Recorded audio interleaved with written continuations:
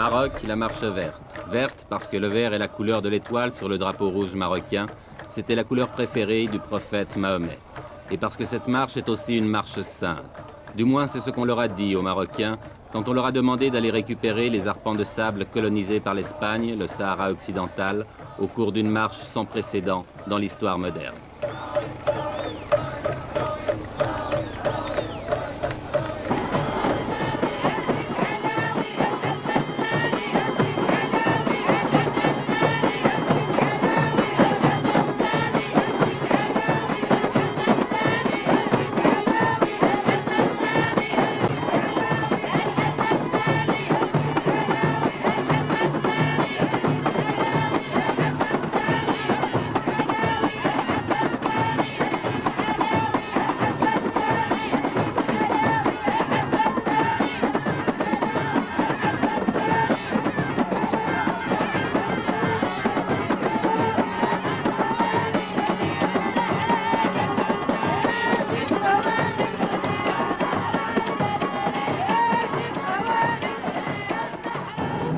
Un homme a eu l'idée de cette marche, à moins que quelqu'un la lui ait suggérée, une idée politiquement géniale, même si on peut la critiquer, et cet homme, le voici, il a 46 ans, c'est le roi du Maroc, Hassan II.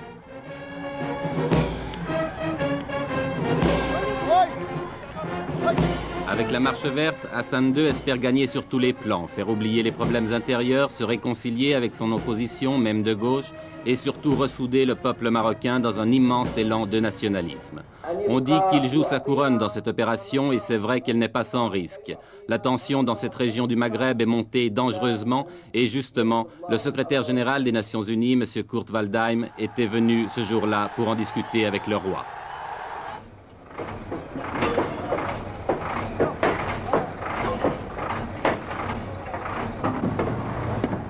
Mais au-delà des coulisses de la diplomatie, la marche verte a été lancée. L'armée et la police, l'administration civile contribuent à sa réalisation. C'est presque la totalité des moyens de transport du pays qui ont été mobilisés, trains, autocars et camions rassemblés à Marrakech, devenue la capitale du grand départ.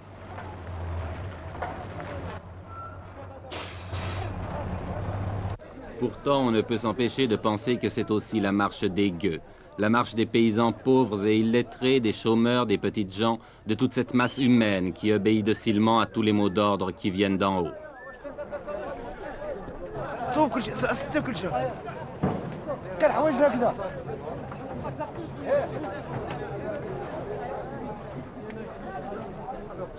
Le roi avait demandé 350 000 volontaires. Ils ont été presque le double à s'inscrire. Pour beaucoup, c'était l'occasion de faire pour la première fois de leur vie un grand voyage ou de voir la mer, bref, presque des vacances offertes et organisées par Sa Majesté.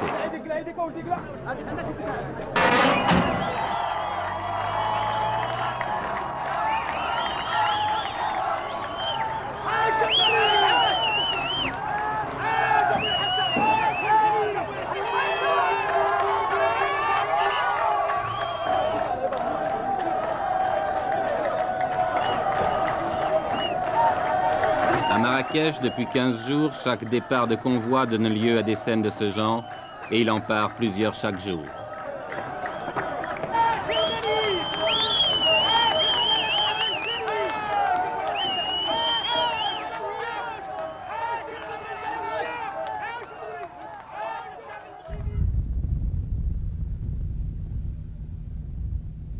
Ils sont partis de toutes les régions du pays, de toutes les provinces. Ceux qui venaient du nord ont parcouru plus de 2000 kilomètres, entassés par paquets de 50 sur chaque camion.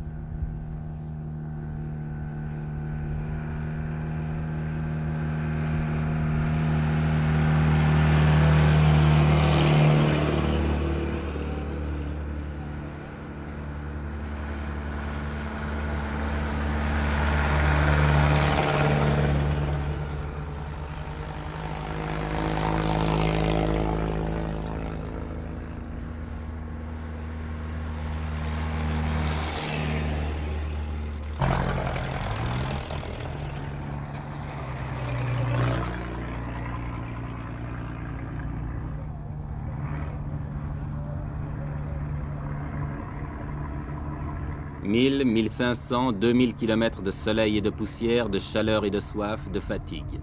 Mais tout a été prévu, sans doute depuis plusieurs mois, malgré le caractère spontané que le Maroc a voulu donner à cette manifestation. Ambulance, ravitaillement, essence, eau. En principe, les participants à la marche ne manqueront de rien. Une question, mais qui restera peut-être toujours sans réponse, quel sera le coût définitif de cette épopée? Avant le désert, un camp de transit a été installé à Agadir qui peut accueillir 30 000 personnes.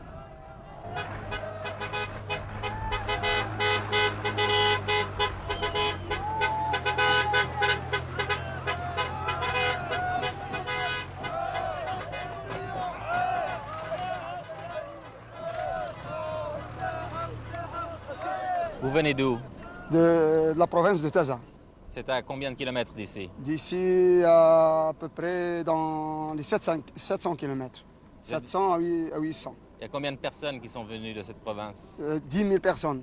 10 000. 10 000 personnes. Et maintenant, vous allez partir où? On va y aller, Inch'Allah, au Sahara. Au Sahara? Au Sahara. Jusqu'à Terfaya? On dépasse, Inch'Allah, le Terfaya. Vous allez passer la frontière aussi?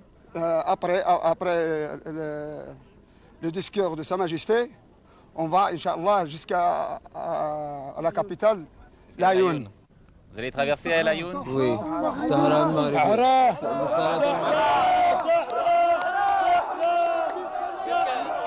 Qu'est-ce que ça signifie? Qu'est-ce que ça signifie le Sahara pour vous? C'est notre terre et notre pays. Nous traversons non pas l'Ayoun seulement, mais toutes les villes et tous les villages occupés par les Espagnols. On veut notre terre, on veut toujours notre terre.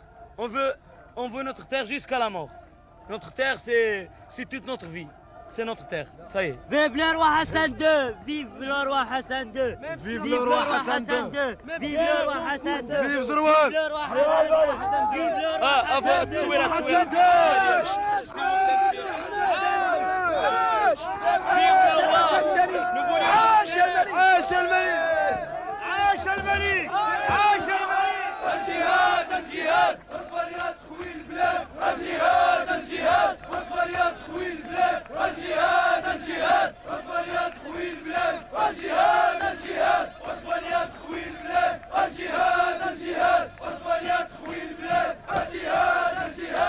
Cela fait plus de 2 semaines maintenant que les premiers convois ont pris la route du Sud. Plus de 2 semaines de délire qui confine au fanatisme. Plus de 2 semaines que le Maroc vit dans la fièvre. Tout cela pour quelques milliers de tonnes de phosphate, vous demanderez-vous? Non, pas seulement. Tout cela aussi, du moins aux yeux du peuple, au nom du roi et de Dieu, si Dieu le veut, Inch'Allah.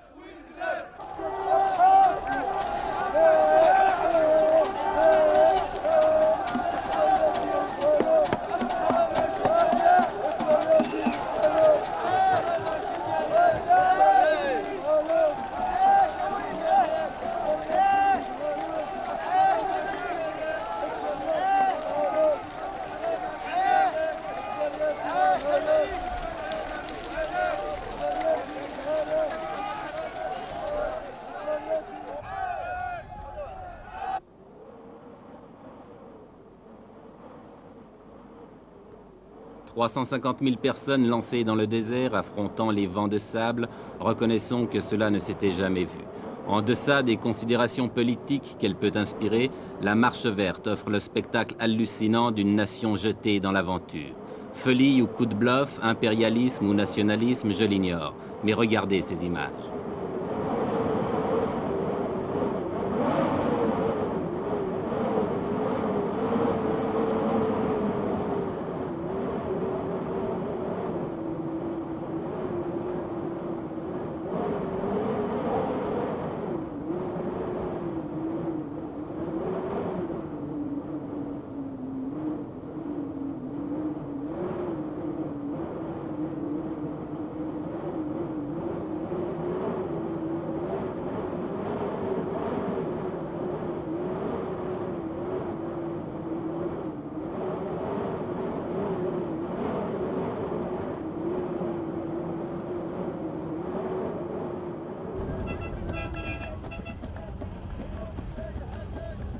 350 000 personnes dans le désert, cela signifie 10 000. Oui, vous avez bien compris, 10 000 camions.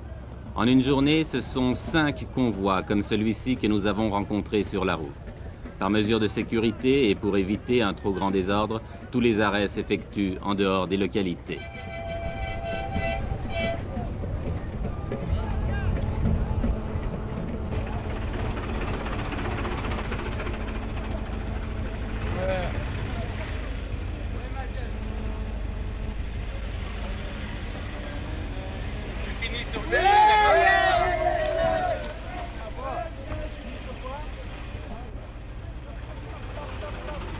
Chaque fois que nous dépassons un convoi, nous retrouvons la même atmosphère, une atmosphère de frénésie.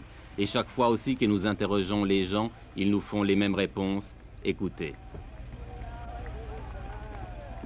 Jusqu'où vous allez? Au Sahara. Oui, Sahara. Pourquoi vous ne laissez pas le peuple sahraoui s'autodéterminer, choisir lui-même? Parce que le peuple sahraoui est sous la domination du roi. Eh ben, comme vous dites, c'est... Sahara, c'est à nous. Non. Pour être juste, les Sahara nous ont enseigné.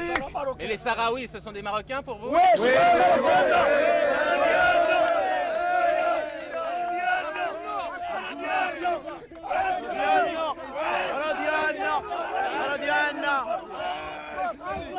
حسن هو حسن ده الله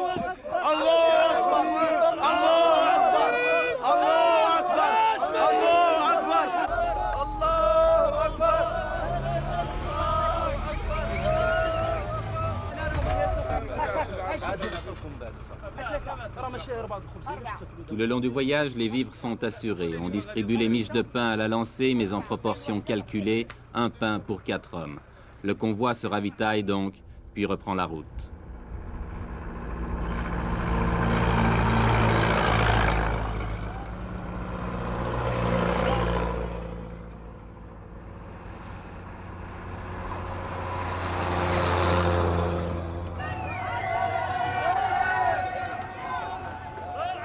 Oui, tout le Maroc vit à l'heure de la marche verte. Oui, c'est devenu une épopée nationale. Chaque traversée de ville en témoigne.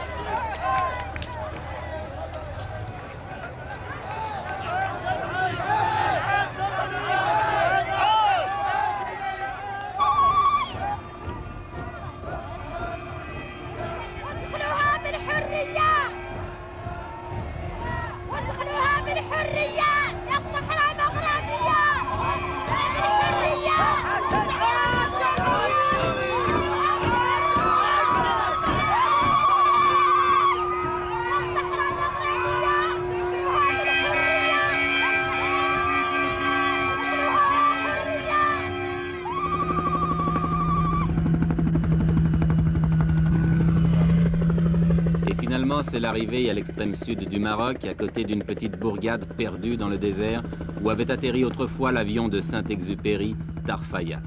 Tarfaya qui est maintenant devenu un gigantesque camp, dernière étape de la marche verte avant la traversée de la frontière qui délimite le Sahara espagnol.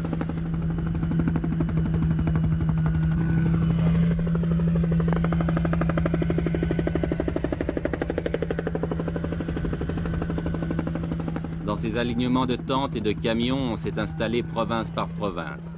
Et l'ambiance de ce campement le fait ressembler à un Woodstock du désert.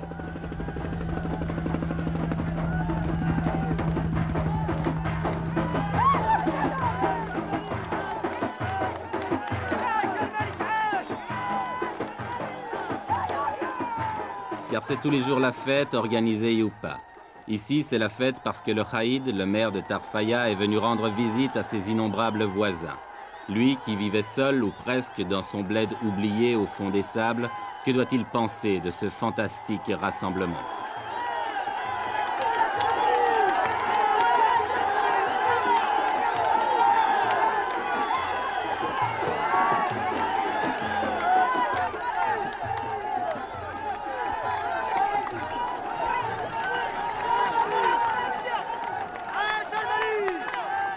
Avec une prodigieuse capacité d'adaptation, la foule s'est installée rapidement.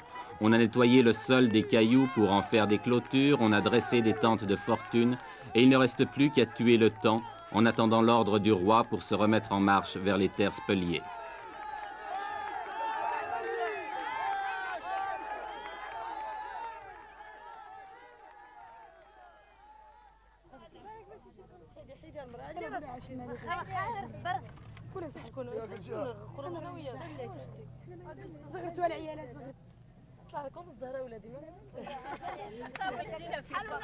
Les vivres sont distribués par les organisateurs, mais comme on n'est jamais si bien servi que par soi-même, on s'est mis à faire la cuisine, à frire les beignets, à faire bouillir le thé de menthe ou même à cuire le pain.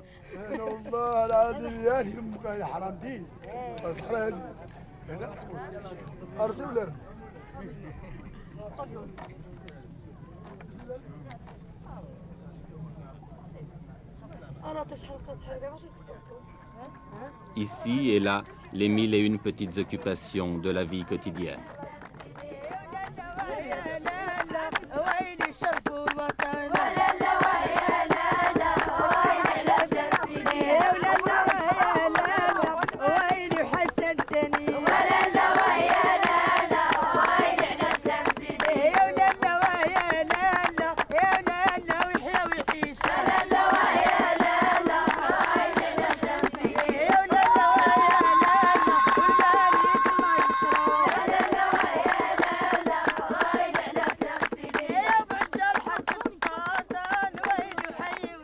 On danse, tandis qu'à quelques kilomètres de là, on se prépare peut-être à la guerre. L'Espagne, depuis le week-end dernier, a tout à coup durci sa position et ne semble plus du tout disposée à laisser pénétrer la marche verte sur son territoire. Que va-t-il se passer? Mais qui se pose ici ce genre de questions?